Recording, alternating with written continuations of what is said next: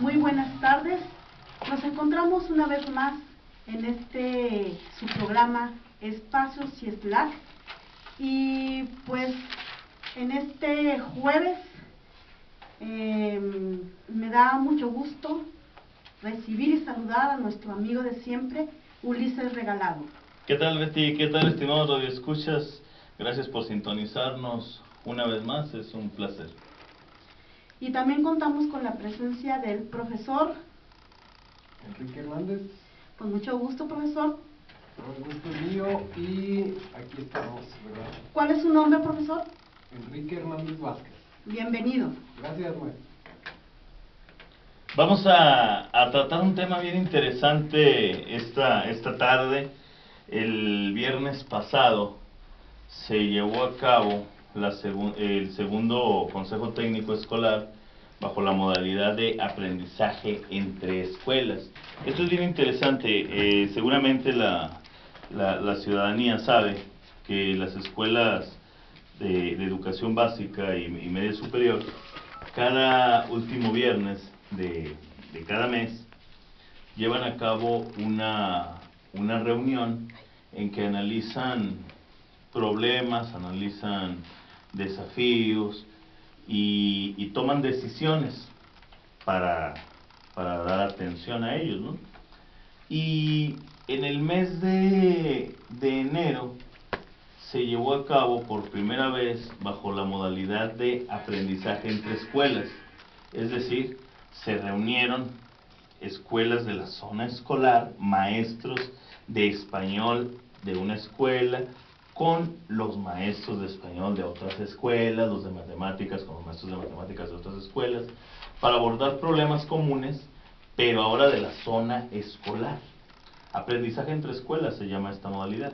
Y se tomaron acuerdos en esa primera reunión de consejo técnico bajo esa modalidad, que se iban a llevar a cabo durante el mes de febrero, acuerdos y compromisos, y luego, ahora en marzo, se iban a ver los avances. Se llevó en enero, en febrero volvíamos a las escuelas, y en febrero otra vez nos reuníamos en la zona escolar.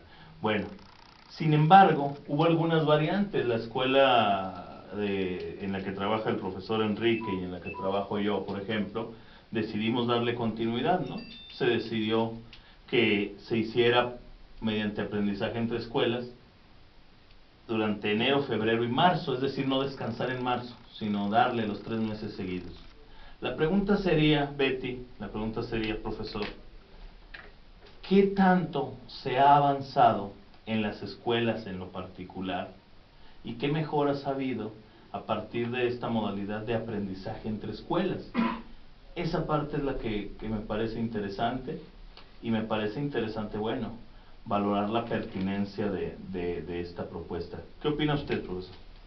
Pues sí, mira, a mí es una estrategia, digamos, educativa, eso de aprendizaje entre escuelas, que yo pienso que es una estrategia correcta en el sentido de que reúne a maestros de diferentes escuelas de la misma asignatura en un mismo espacio, y que esta reunión de los maestros pues permite que juntos hagan un análisis de los problemas más fuertes a los que nos estamos enfrentando en nuestra labor educativa. Entonces, de entrada, pues es correcto, ¿verdad? Porque hacemos el análisis, hacemos propuestas de solución a los problemas, y pues se da un seguimiento para que esas propuestas de solución se lleven a cabo. Un poquito el problema que yo veo en esta estrategia, que tiene apenas 2 meses que se está implementando, bueno, ahora con esta nueva administración, la que arrancó en el 2012, porque anteriormente, en el sexenio anterior, ya se llevaban a cabo. Sí, las famosas reuniones de academia, ¿no?, que le llamaban. Ándale, esas meras. Entonces el problema que yo veo es que hay una como intención de la nueva administración, pues de querer digamos, sacar del maestro todo el cambio que se quiere impulsar en la educación. O sea, sobre la espalda del maestro, ¿no? Cargar la responsabilidad y el trabajo para revertir una supuesta mala educación que existe en México. Y las reuniones entre pares se convierte como en una instancia fiscalizadora que viene en los hechos representando una carga más sobre las espaldas del maestro. Es decir, yo así lo percibo. ¿Y por qué digo esto? Bueno, porque ya platicamos, dijimos que había un problema principal, que era el ausentismo, establecimos estrategias para corregir ese problema, pero ahora, en la última reunión, se están exigiendo evidencias, que demuestres que estás realizando las propuestas, pero de una manera así como que obligatoria ya. O sea, como que ya se perdió esa frescura, ese gusto de estar con compañeros de otras escuelas, porque ya es la reunión como un elemento coercitivo sobre los maestros, sobre el quehacer de los maestros, fiscalizador y coercitivo. Es decir, ya tienes que, por fuerza, de manera obligada, llevar a cabo las propuestas, pero no solo eso, sino que tienes que demostrar que las estás llevando a cabo. Es decir, como que no hay confianza, ¿verdad?, en el maestro.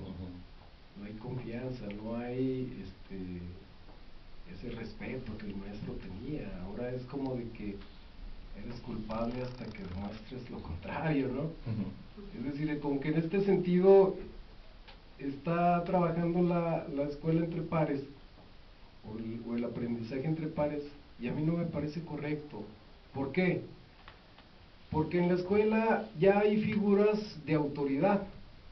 O sea, tenemos, por ejemplo, el coordinador, los coordinadores, tenemos subdirector, tenemos al director o directora de la escuela, y estas figuras son las que vigilan que tú cumplas con tu trabajo. Entonces, encima de estas figuras que ya tenemos de autoridad y administrativas en las escuelas, pues se vienen a empalmar otras figuras que uno dice, ¿y estos de dónde lo sacaron, no? O sea, las personas que coordinan el taller, estos talleres, son las que se ponen en ese plan de exigencia, de vigilancia. Sí. Y yo a veces me cuestiono hasta dónde esto es legal, ¿verdad? Porque, digo, quien te puede de alguna manera vigilar y reclamar y levantar documentos, etcétera, pues son los compañeros que están en las escuelas, te digo, coordinadores, subdirector, director. Eso me parece un poco extraño, esta situación que se está dando. Betty, ¿qué opinas? ¿Qué te parece? ¿Cuál sería tu valoración hasta este momento de aprendizaje entre escuelas, esta nueva modalidad de consejo técnico? Mira, uno de los propósitos de esta modalidad de aprendizaje entre escuelas es la resolución de las problemáticas comunes.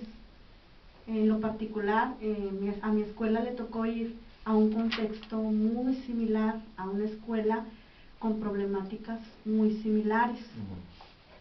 En ese punto no batallamos para ponernos de acuerdo, porque sí hubo mucha similitud en cuanto a la problemática, pero no es totalmente igual. Hubo participación de los compañeros, la mayoría le gusta que se junten las escuelas. Al principio pues sí, como que lo notamos raro, pero como lo dijo el profesor, antes eran los talleres de actualización, que nos reuníamos por academias. Eso sí lo lo dijeron los maestros, o sea, nada más nos estamos reuniendo a platicar, a intercambiar, pero sí falta de los puntos que los compañeros expresaron ahí, pues que antes hasta planeábamos por academias, había un objetivo todavía más claro. Ahora pues se platica, se hacen objetivos que se van a revisar más adelante. Es un intercambio de experiencias, un intercambio de estrategias. En cuanto a la Academia de Español, pues sí hubo ahí un intercambio de actividades, de cómo trabajar con los alumnos. En matemáticas también, fue de las dos materias de las que más se hablaron ahí. Pero creo que sí hace más falta coordinarse en tu propia escuela, porque ahí es el centro de trabajo, de ahí van a salir las estrategias, la colaboración, lo que decíamos, el compañerismo, el trabajar en equipo, en grupo, coordinado. Sí, me gustaría hacer una precisión respecto a la forma en que, al menos en la zona escolar en que laboramos el profesor Enrique y yo, se llevó a cabo este aprendizaje entre escuelas, ¿no? Mientras en otras zonas escolares descansaron, por así decirlo, durante el mes de febrero, nosotros no. Enero, febrero y marzo trabajamos en esta modalidad de aprendizaje entre escuelas. Supongo que en tu zona escolar, ¿no? En febrero volvieron a su escuela particular, ¿no? Exactamente, hasta este viernes pasado nos volvimos a reunir con la escuela. ¿De qué fue? En el mes de febrero. Sí, sí, sí. Entonces, por ejemplo, en nuestro caso, y nos queda una inquietud, no sé si el profesor Enrique la comparta, pero quiere decir que nosotros en 3 meses, o durante esos 3 meses, no tuvimos oportunidad de reunirnos en el seno de nuestra escuela y analizar los problemas propios de nuestro contexto, planificar actividades, etcétera, ¿no? Y creo que es algo que me parece no se consideró en esta modalidad, ¿no? ¿Por qué? Porque bueno, si durante el mes de enero y el mes de marzo se iban a reunir con otras escuelas de la zona escolar, habría que buscar esos espacios para que los maestros se reunieran en el seno de su escuela, ¿no? Y revisaran sus problemas y analizaran sus desafíos y planificaran actividades. De hecho, los resultados se debieron de haber llevado ese día, de lo que en febrero se planteó. De ahí surgieron compromisos. Los íbamos a poner en marcha en nuestra escuela y este pasado viernes íbamos a llevar resultados de esas actividades. Pero por ejemplo ustedes, si no me equivoco, sí tuvieron oportunidad de reunirse en febrero. Sí, en el seno de esa escuela, y seguramente abordaron esos acuerdos y compromisos que habían surgido de la reunión de enero. ¿Sí, exactamente, sí, resurgieron la problemática y lo que se avanzó y lo que está todavía por trabajar. Y sigo insistiendo, ahí me queda esta inquietud, no sé usted qué opine, profesor Enrique, pero bueno, aunque suene extraño, yo leí incluso mucha bibliografía al respecto, pero los maestros trabajamos una jornada de 8 horas, algunos maestros con más horas, clase, etcétera. Pero aunque estemos ahí juntos, es raro el espacio para compartir experiencias, para platicar en torno a los problemas comunes. No se dan mucho esos espacios. Incluso muchos investigadores han abordado ya ese problema, ¿no? Que los maestros rara vez tienen el espacio para platicar. Por eso surgió el Consejo Técnico Escolar, ¿no? Con la idea de que se reunieran los maestros y planificaran y dieran seguimiento a las actividades y a los acuerdos y a los compromisos, ¿no? Y este aprendizaje entre escuelas me parece que hubiera sido pertinente que además de esa reunión con los compañeros de la zona escolar hubiera considerado un espacio para que los maestros se reunieran en el seno de su escuela. porque ahí yo he recogido algunas inquietudes de compañeros que dicen, es que dejamos de atender los problemas de la escuela, los concretos. Bueno, pero eso lo comentamos después del corte. Vamos a un corte.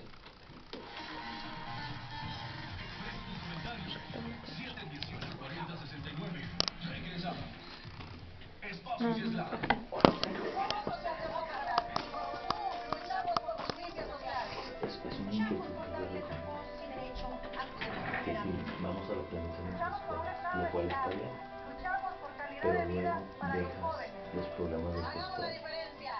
Ese mes no los aprendiste.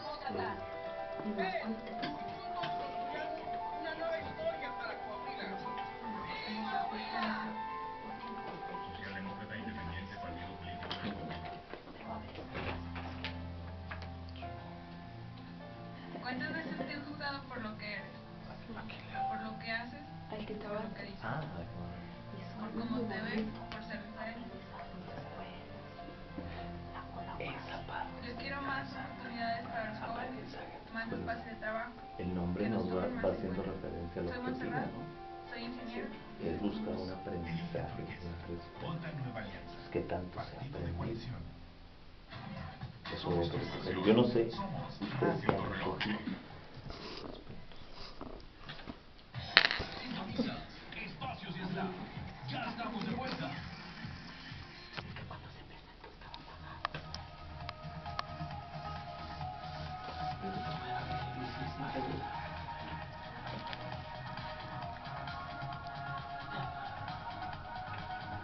Regresamos, estamos otra vez aquí con ustedes, estamos con el análisis de aprendizaje entre escuelas. El pasado viernes se reunieron las escuelas por zona escolar y vamos a hacer una reflexión, un análisis de lo que se llevó a cabo ese día, de las ventajas y las desventajas de este tema. A mí me parece interesante revisar el nombre, aprendizaje entre escuelas, ¿no? Suena muy interesante. Sí, y hace referencia pues al objetivo, que entre escuelas se generen aprendizajes y que una escuela aprenda de la otra, aprenda, no sé, estrategias, ciertas actividades que a ellos les han funcionado y que pueden llevarse a otra institución de manera contextualizada, ¿no? Vamos a contextualizar la actividad, etcétera. A mí me parece bien interesante, por ejemplo, en la academia a la que pertenezco, la Academia de Español, y por cierto, lo que señalaba el profesor Enrique, ¿no? De una nueva figura que ha salido, etcétera. El presidente de academia, que no es nueva, no es nueva, pero sí en esta modalidad es el encargado de dar cauce al proceso, ¿no? En cierta forma, además de los coordinadores de la actividad que señalaba, ¿no? Pero uno de los acuerdos, por ejemplo, que tomamos fue impulsar, dar seguimiento a una plataforma virtual donde los maestros de español de la zona íbamos a estar subiendo actividades. Por ejemplo, si alguien organizaba una poesía coral, ¿no? Va a subir imágenes, va a compartir el proceso, va a escribir qué dificultades tuvo, etcétera, y lo íbamos a hacer una vez por semana, ¿no? De tal manera que los compañeros tomaran ideas para llevar a sus escuelas, ¿no? El aprendizaje entre escuelas, quiero hacer referencia al nombre. Y estuvo funcionando, es un proceso, yo entiendo que esto es un proceso, al principio de manera un poco intermitente, después ahí va tomando más forma, me parece que como todo lleva su tiempo, pero ahí va. Y luego transitamos también incluso al WhatsApp, ¿no?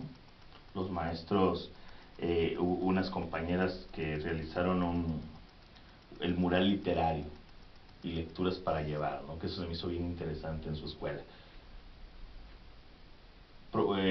Promocionan la lectura a través de dar a conocer a un escritor, pensemos en García Márquez. Las frases de García Márquez, una biografía de García Márquez, y luego algún texto de García Márquez para que los alumnos llegaran y lo tomaran. ¿Le gusta? Lléveselo. Entonces esta parte se me hizo bien interesante y fue una actividad que varios maestros de la zona escolar en sus distintas escuelas llevaron a cabo. Me parece interesante, creo que ahí se ve que está funcionando esto de aprendizaje entre escuelas, ¿no? Y bueno, he escuchado algunas otras experiencias similares, ¿no? Pero luego lo que me llama la atención es escuchar, por ejemplo, que algunos directores dicen, no, es que los maestros no planean o no saben planear, vamos a darles un curso. Entonces ahí me parece que como que no se cumple mucho esto de aprendizaje entre escuelas, me parece que incluso se desvía del objetivo que esto tiene, ¿no? En ese caso pues no organices ningún aprendizaje entre escuelas, ningún consejo técnico escolar, organiza el curso ya de antemano, ¿no? Entonces el nombre, aprendizaje entre escuelas, me parece que es el que debe orientar el proceso, debe orientar las actividades. Sí, yo creo que el espíritu de la estrategia es correcta, en el sentido de que reúnanse los pares, los maestros que tienen la misma asignatura, analicen la problemática a la que se enfrentan, que es común, diseñen estrategias para superar esa problemática y pónganla en práctica, ¿no? Yo el riesgo que veo en esta estrategia, y que es algo que estuve observando en las reuniones de consejo técnico escolar, es que de alguna manera se secuestra la agenda de los maestros para bajar la agenda de las autoridades. Sí. Es decir, los maestros ya no discuten los problemas que tienen en la escuela, sino que discuten las, digamos, iniciativas que a la autoridad le convienen, de acuerdo a un modelo que tratan de impulsar. Entonces, mira, a mí me ha llamado mucho la atención esto de la reforma que impulsa el actual gobierno, porque partió de un supuesto. O sea, ellos partieron de que el nivel educativo en México estaba por los suelos, que la educación en México era pésima, que era de las peores del mundo, etcétera. Entonces yo dije, bueno, ¿y de veras será tan mala? Y me metí a investigar.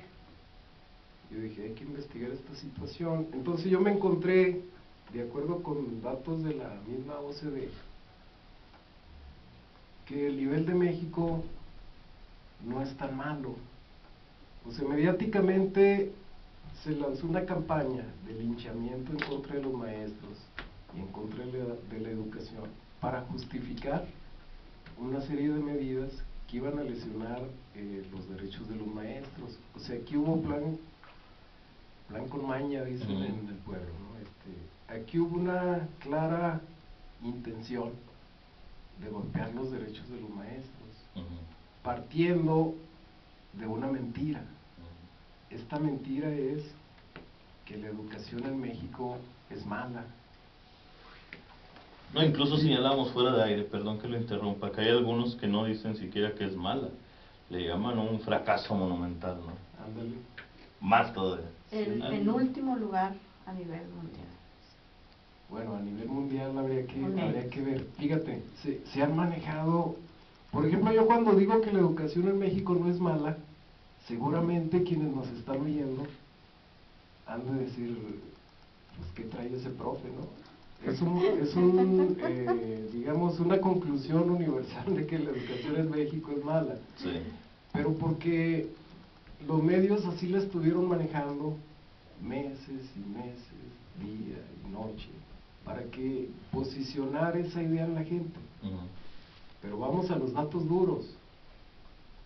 O sea, la OCDE es un conjunto de países de los más ricos del planeta. Entonces, efectivamente, México es el último lugar en educación en esa organización, pero son los países más ricos. O sea, ahí se está comparando la educación en México con la educación en Finlandia, en Noruega, en Francia, en países así, ¿no? Entonces yo siento que una comparación de ese tipo, ¿verdad?, no es correcta, porque no nos están comparando con iguales. Entonces, no dicen, por ejemplo, los que se regodearon en decir que México era el último lugar en educación entre los países de la OCDE, no dijeron que México es el penúltimo lugar entre esos países en presupuesto educativo. O sea, de los que menos invierten está nuestro país en educación, y eso no lo dijeron. O sea, hay una correspondencia entre inversión y resultados, ¿no? Entonces, tampoco dijeron que los países de la OCDE tienen en promedio grupos de 20 alumnos. Aquí los maestros trabajamos con 40 y hasta más alumnos, ¿no? O sea, ya desde ahí también se va marcando una diferencia. Oye, perdón, hay una anécdota muy chusca de un amigo cubano que vino a impartir un curso, antes de que olvide, un breviario, ¿no? Y llega y da una clase a un grupo de 30 alumnos y habla a Cuba emocionado, ¿no? Hoy le di una clase a un grupo de 30 alumnos,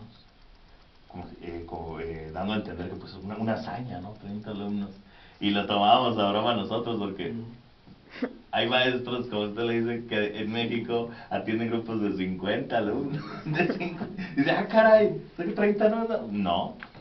Adelante, profesor, adelante. Sí, pues simplemente para pasar lista te llevas medio módulo, ¿no? Entonces, esas son las cosas que los medios no dijeron. Tampoco dijeron que el maestro mexicano es el que más horas trabaja, de todos los maestros de la OCDE, y el que más trabaja y el que menos sueldo recibe. Eso no lo dijeron. Tampoco dijeron que México es el último país también en participación de padres de familia en el proceso educativo de sus hijos. O sea, eso también marca una diferencia. Entonces fue una comparación injusta y mañosa además, porque hubo verdades que no se dijeron y hubo otras situaciones que se magnificaron, ¿no? No solo se dijeron, se magnificaron, ¿no? Entonces, si nos vamos a una comparación más justa, pues yo diría, vamos a comparar a México, la educación en México, vamos a compararla con los países de América Latina, y fíjate que ahí no salimos mal librados, ¿eh? De acuerdo con la UNESCO, México es el cuarto lugar en logro académico, en matemáticas y en lectura. Cuarto lugar. Solamente nos supera Costa Rica, Chile y Uruguay. Y en ciencias somos el tercer lugar. Solamente nos supera Costa Rica y Chile. Es decir, la educación en México es mejor que en Colombia, es mejor que en Brasil, es mejor que en Argentina, solo por citar a varios de los grandes del continente. Entonces, yo digo, pues ¿dónde está la mala educación? Y es que bueno, has evaluado a los estudiantes mexicanos y a sus maestros con una visión eurocéntrica, con una visión tomada, como usted lo dice, de los países dominantes, así hay que señalarlo, ¿no? Y la estandarización en un país multicultural, diverso, ha significado, incluso lo comentábamos, pues un agravio tremendísimo, ¿no? Un daño. Sí, tremendo. Pero eso lo comentamos, si les parece, después del corte. Regresamos. Expresa tus comentarios. 718-40-69. Espacio Islam. XHTORC 96.3 FM con 1000 watts de potencia. Teléfono 718-4067 y 718-4069. Somos tu estación, Radio Torreón, 96.3 FM.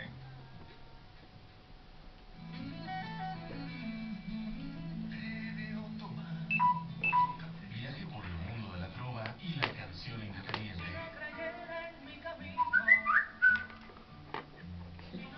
Tomando café.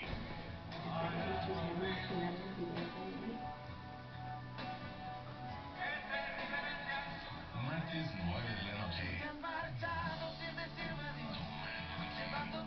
A mí me gustaría reflexionar lo que usted Hola, mi nombre es Jesús con, y soy pediatra. con lo que se ¿Sabías que no hay recoge mejor medicina que un buen libro? Hay de las grandes reuniones historias que puedes entre compartir con tus hijos. maestros, Acércate a nosotros porque como pediatra incluso entre los podemos recomendarte maestros qué leer con tus hijos. se ve Leer cómo para saber. introyectar Visita los leermx.com.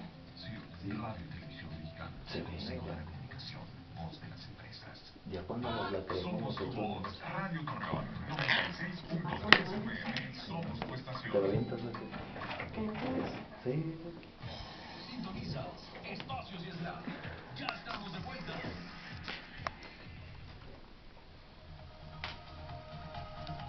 Regresamos, ya estamos aquí otra vez con ustedes en este espacio CIESLAB y seguimos con el tema de aprendizaje entre escuelas, aquí con mis compañeros, con una información tan importante que nos acaba de dar aquí el profesor.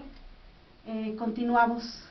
A mí me gustaría relacionar, Betty, profesor Enrique, lo que señalaba antes del corte, cuando dice que se diseminó esta idea de que en México la educación era un fracaso, e incluso esta idea fue introyectada por los propios maestros. Y uno lo ve y lo identifica en frases tan comunes que de pronto surgen, ¿no? Cuando dicen algunos maestros, como me llama la atención, los alumnos no tienen valores. Es que no tienen valores. No les gusta leer. Es que no les gusta leer. Es que no saben escribir. Oye, está tremendo eso. Tremendo. Yo sostengo que todo aquel que dirige un proceso y habla mal de quienes forman parte del proceso, en realidad se está metiendo un autogol, está hablando mal de sí mismo, ¿no? Claro.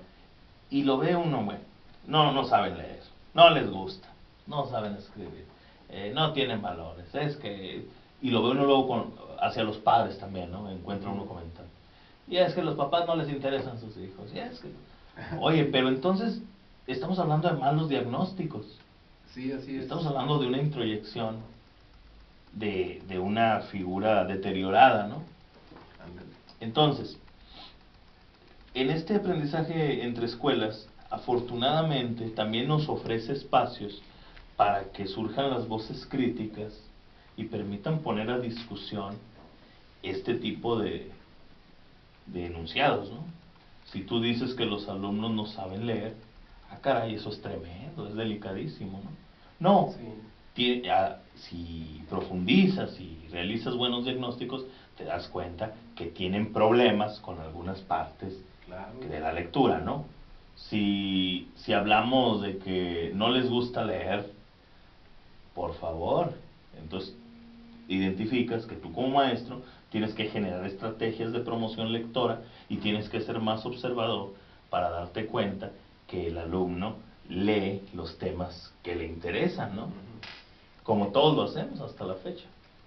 Decía un maestro en la normal, decía, si al joven le gusta leer de fútbol, le gusta leer, aunque sea de fútbol, de deportes, de espectáculos, está leyendo. Y si quieres decir, por ejemplo, no, es que no profundiza en las estrategias de comprensión lectora, etcétera, eso ya es diferente. Tú como maestro tienes que generar el proceso, ¿no?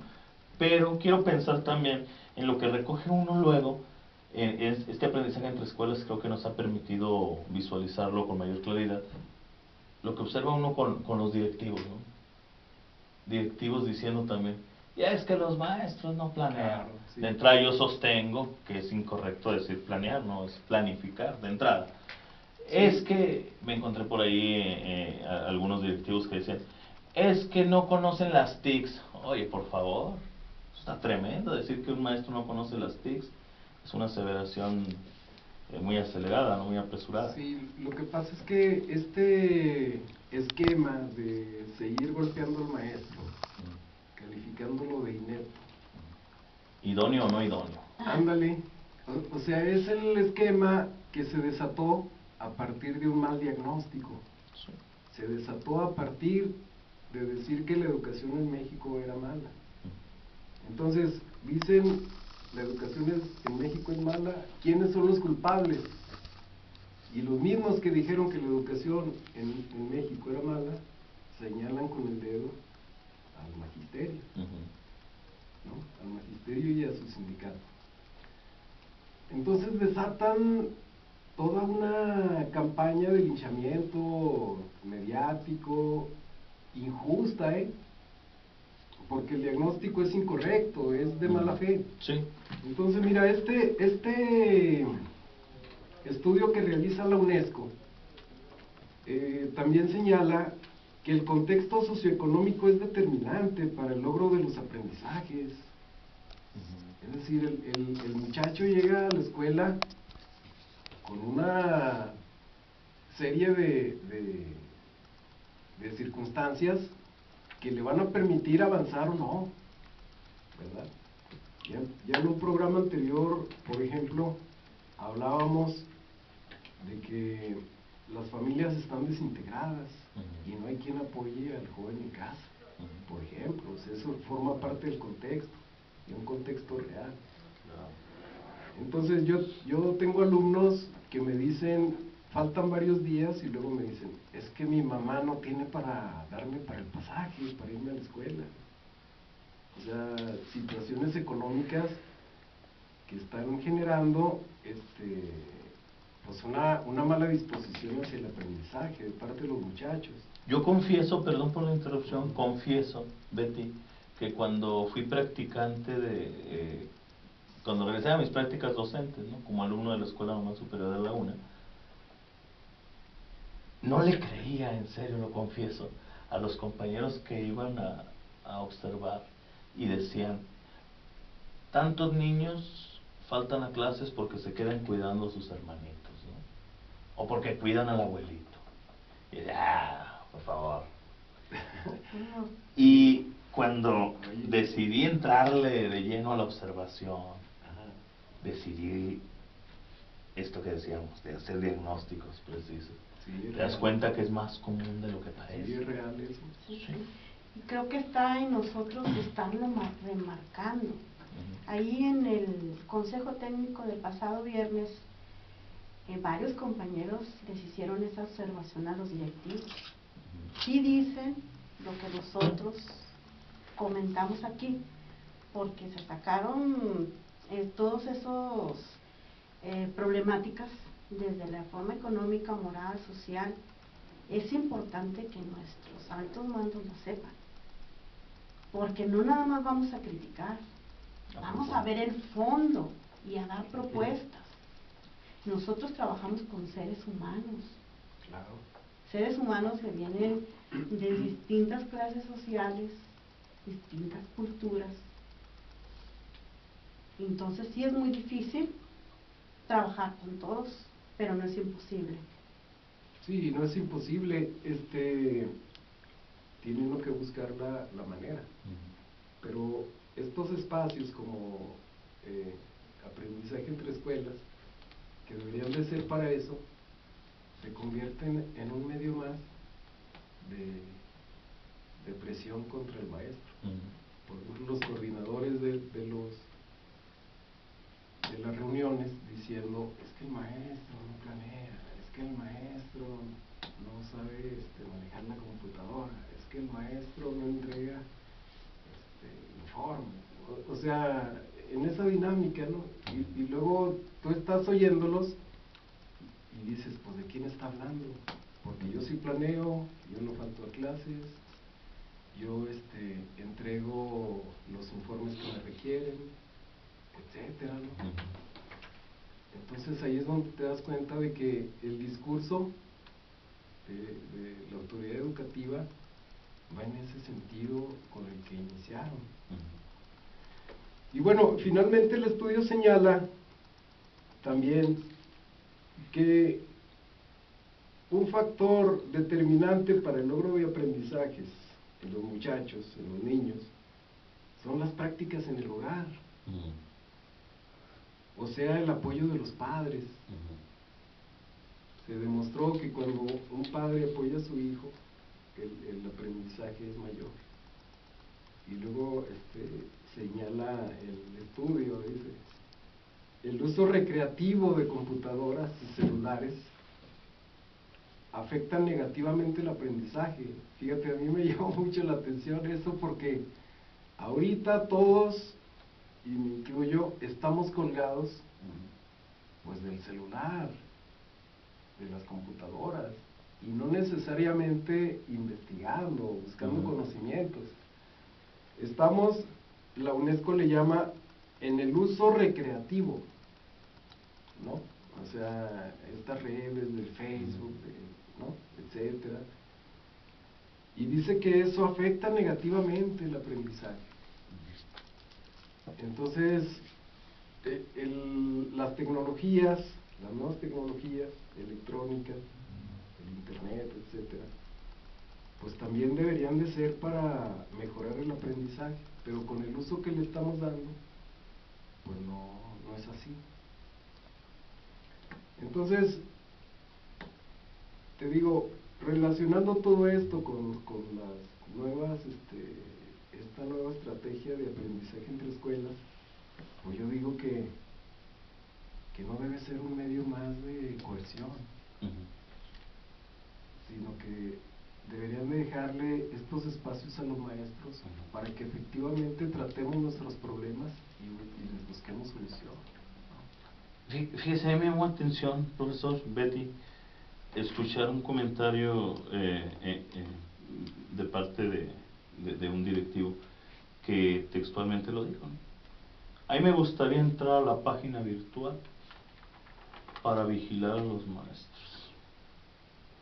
La palabra vigilar, ¿no? Entonces, bueno, creo que, insisto, estamos introyectando todas esas ideas de culpar al otro, de que la educación está muy mal.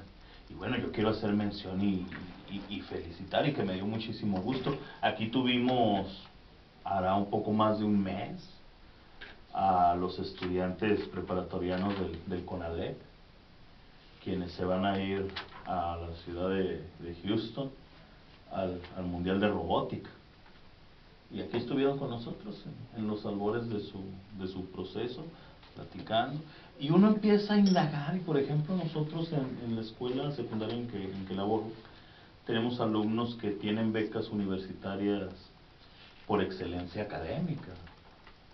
Tenemos alumnos que andan viajando por Europa o por algunos lugares de Latinoamérica, incluso por la excelencia académica, por el nivel intelectual, etcétera. Tenemos alumnos artistas, ¿no?, que han escrito canciones, que son muralistas, etcétera. Y coincido con el profesor, se diseminó esta idea de un mal diagnóstico y de intenciones perversas, de que era un fracaso la educación. Porque de lo contrario, pues cómo justificabas toda la andanada de procesos, ¿no?, en contra de la educación misma. Hace poco sacó Ángel Díaz Barriga, publicó un artículo donde dice que lo peor de la reforma educativa es que ha venido a boicotear a la escuela, ¿no? Pareciera que es así. Y es bien interesante todo este asunto. Qué bueno que en este aprendizaje entre escuelas se revise, ¿no? Pero eso lo comentamos después del corte. Regresamos, Betty, regresamos, profesor.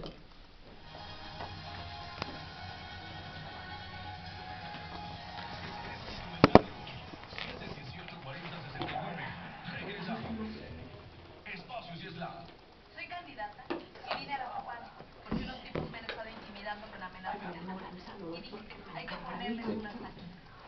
Soy funcionaria electoral y vengo a denunciar porque estaba dando capacitación a mi equipo cuando unos tipos entraron y rompieron todo y hasta nos golpearon.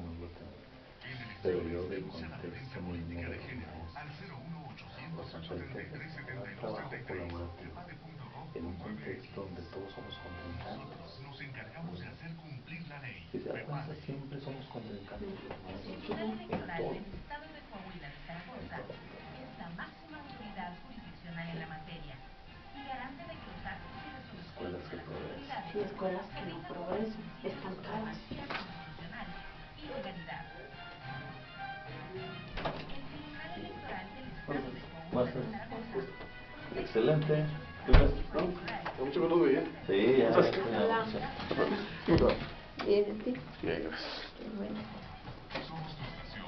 Y Somos Radio Torreón.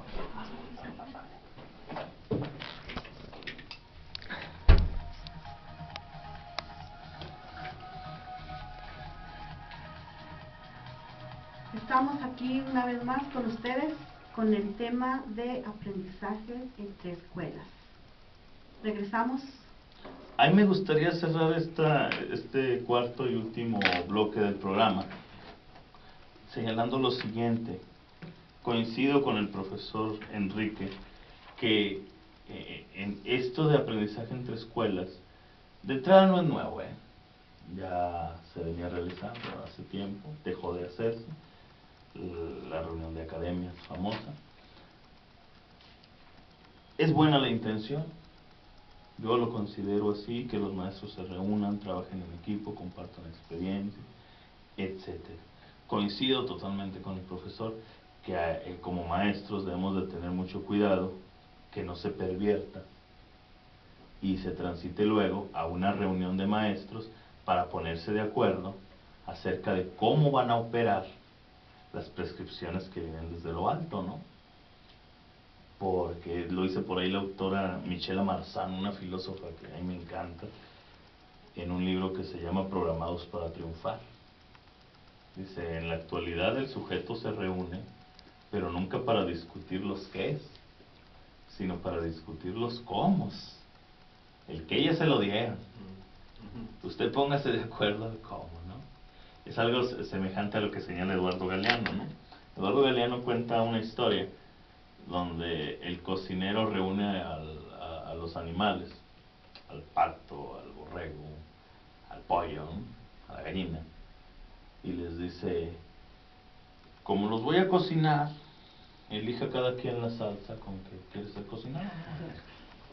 ¿Tienen libertad? Elijan la salsita. Democrático. Aquí hay democracia. Elijan su salsa. Y el pato levanta pues, la pata, ¿no? Y dice, el problema es que nosotros no queremos ser cocinados. Y el que se le dice, eso no se discute. El qué no, el cómo sí. Entonces, creo que ahí es donde debemos de estar atentos. Qué bueno que este aprendizaje entre escuelas sirva, por ejemplo, para revisar el modelo educativo.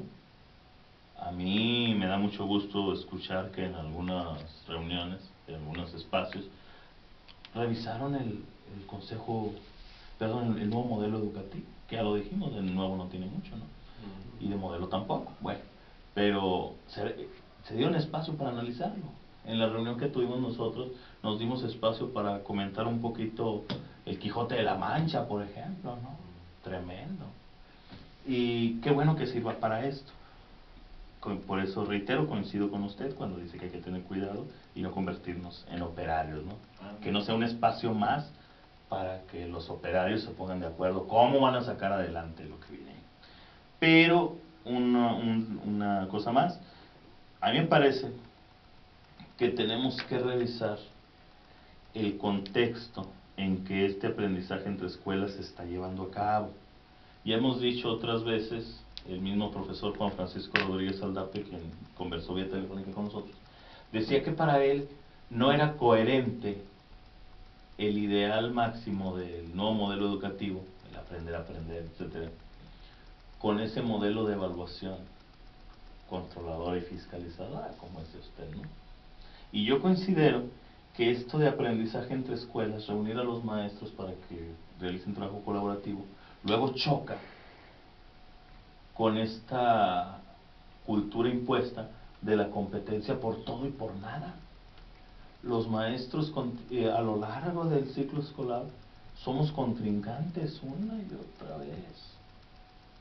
De una y otra manera somos contrincantes. Viene el examen de permanencia, que no me toque a mí, que te toque a ti. Yo sé de algunas escuelas donde incluso a los maestros les dijeron, pónganse de acuerdo a ver quién va. Y tú vas, mayoriteaba, ¿no? Tengo, por ejemplo, el caso de escuelas donde nos han contado que, ya lo hemos dicho aquí, estacionamiento para maestros idóneos y maestros no idóneos, diferenciado. Tenemos el caso de esto, puesta esta situación del trabajo colaborativo con ese ideal, pero luego competencias, ¿qué concurso de ortografía? ¿Qué la concursivitis, no? No es conjuntivitis, es concursivitis. Por todo y por nada también. Entonces el maestro está convertido en un contrincante. Ahí vienen los exámenes de promoción y somos contrincantes también. Entonces, qué difícil es favorecer el trabajo colaborativo, la ayuda mutua, cuando continuamente eres adversario. Y le aclaran muchos, no, pero no enemigos. Bueno, pero estás compitiendo siempre con el otro, es tu adversario y tu contrincante continuamente. Entonces, habría que revisar esta parte, porque de lo contrario corremos el riesgo de que se conviertan en espacios, pues, para operar.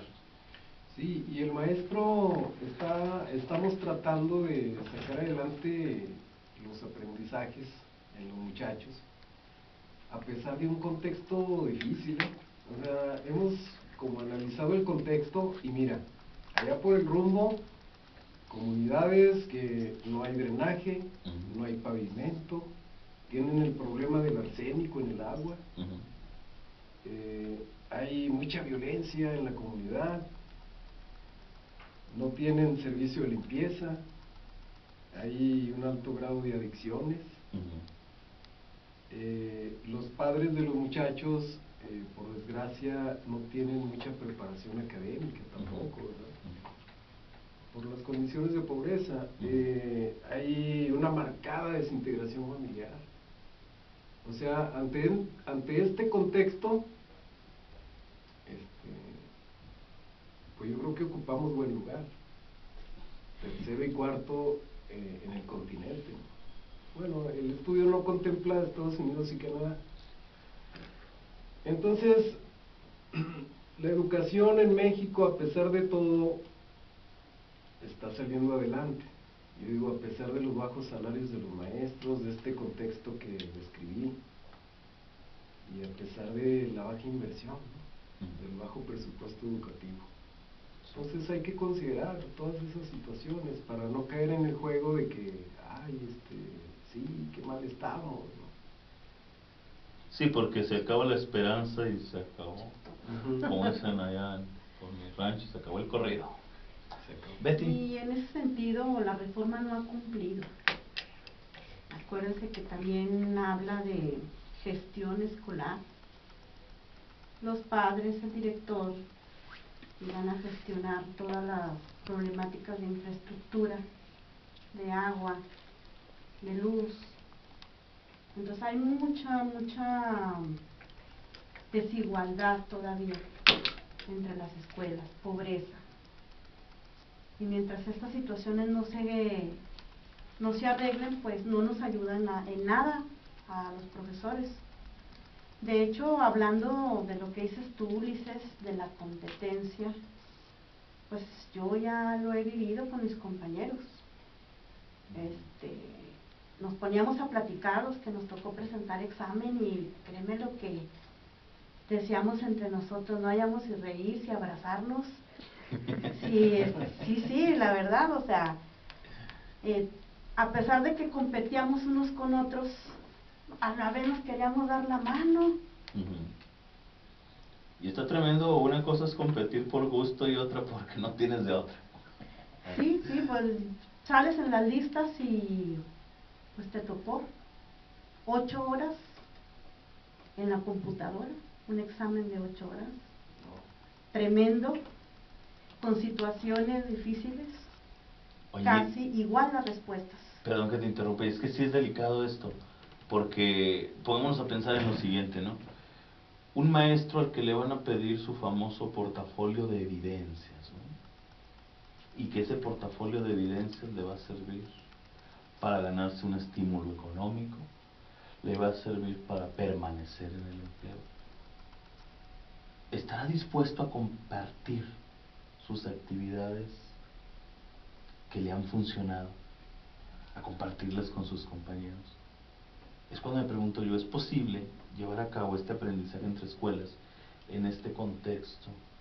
A mí me encanta cuando muchos dicen altamente competitivo, sociedad globalizada y altamente competitiva, sin reflexionar en lo que eso trae consigo, ¿no?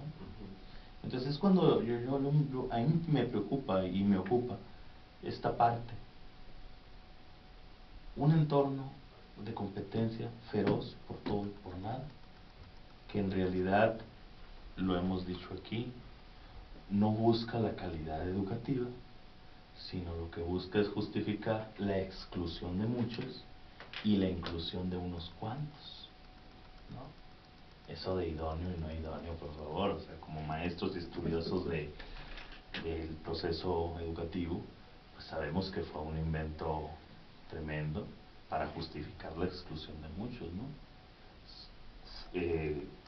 Creo esta categoría de no idóneo y de idóneo, y ya justifico que algunos no entren a los estímulos económicos, que algunos no obtengan empleos, etcétera, ¿no? Entonces en ese entorno es donde se está planteando el trabajo colaborativo, el trabajo en equipo, y el aprendizaje entre escuelas lo veo muy difícil, pero por fortuna hay espacios que se pueden rescatar. Hay espacios que se pueden rescatar y algunos maestros somos muy tercos y creemos que hay que hacer la diferencia. Se puede transformar. Sí, así es. Profesor, ¿algún comentario? Ya casi estamos cerrando. Sí, ¿algún comentario ya final? Ya, es cierto. Nada más comentar que este buen lugar que la UNESCO nos reconoce como país no es nuevo, o sea, no es resultado de esta reforma educativa que se implementó en este sexenio.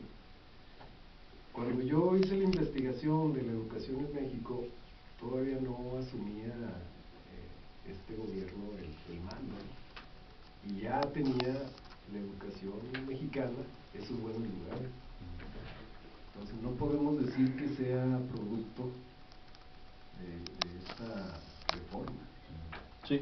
Betty. O sea, pues vamos a apostarle a la colaboración todavía en nuestros centros de trabajo, trabajar en conjunto, no sé, a veces hasta quitarnos el egoísmo, compartir nuestras experiencias, ¿verdad? Todo sea por el bien de la educación. Y también pues voy a aprovechar para este medio para saludar a todos nuestros radioescuchas, y en especial a un compañero que yo le puse Jimán, él ya sabe quién es, un saludo, que en estos momentos está trabajando. Bueno, a mí me gustaría cerrar con lo siguiente, retomando lo que han señalado aquí usted, profesor Betty. Yo creo que hay dos caminos, ¿no? El del fatalismo, de que todo está mal, la educación está mal, es un fracaso, y por lo tanto la inmovilidad, aunque aparentemos estar haciendo cosas. Y hay el otro camino de la confianza y la fe en el ser humano, los alumnos, los maestros, los padres de familia, rescatar lo mejor que tiene cada uno, y por lo tanto pues, seguir generando una educación de miras amplias, centrada en el ser humano. Yo creo que hay esos dos caminos. Muchísimas gracias, profesor Enrique, gracias por habernos acompañado. Gracias a usted. Betty, gracias una vez más. Y usted, estimado radioescucha, muchísimas gracias por habernos sintonizado. Nos escuchamos el próximo jueves. Hasta entonces.